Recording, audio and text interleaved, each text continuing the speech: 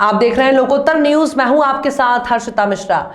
मध्य प्रदेश शासन के मंत्री विश्वास सारंग ने कहा कि शिवपुरी पंचायत को अब शिव धाम से जाना जाएगा। अब शिव नगरी का विकास होगा।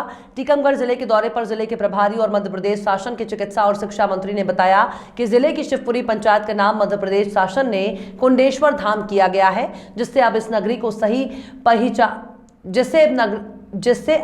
को सही पहचान मिली है, जिससे विकास संभव होगा।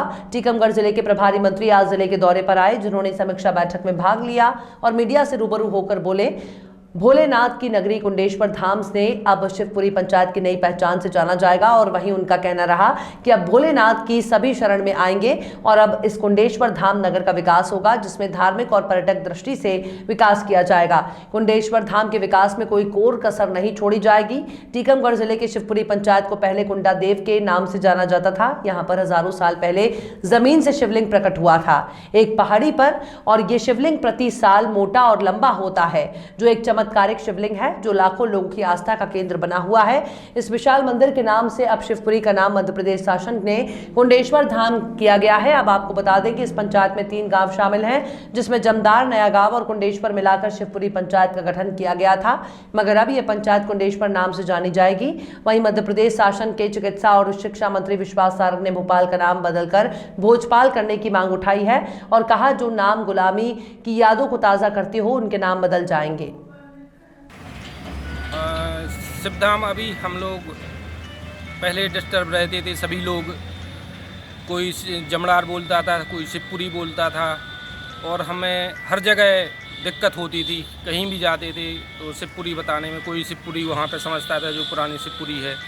तो हमारे सम्मानीय विधायक जी और सांसद जी के अथक प्रयास से ये शिवधाम कुंडेश्वर का नाम दिया गया है, जो दर्ज होगा।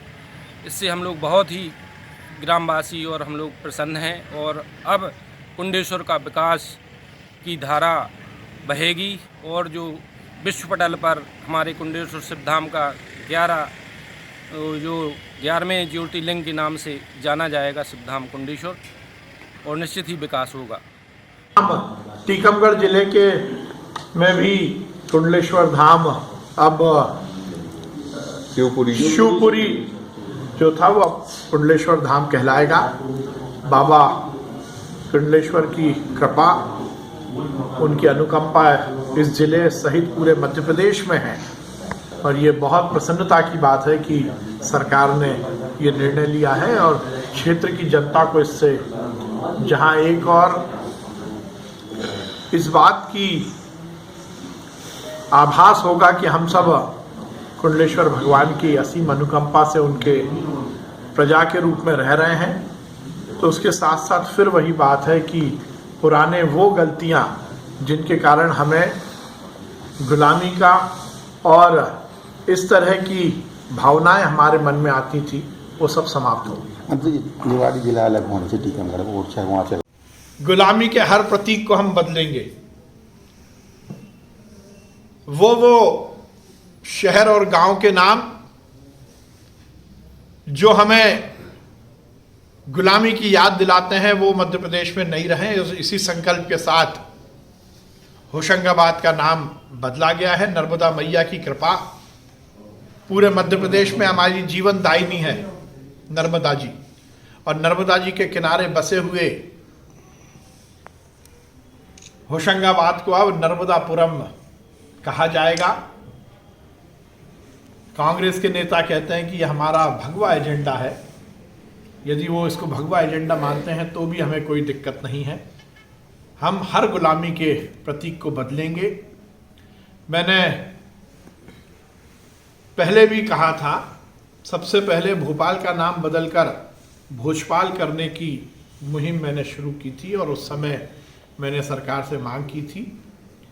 मैं फिर ये चाहूँगा कि भोपाल का नाम भी अब भोजपाल के नाम से जाना जाए, और उसके लिए मैं पत्र भी लिख रहा हूँ। बहुत प्रसन्नता की बात है कि बाबई को भी अब माखन नगर कहा जाएगा।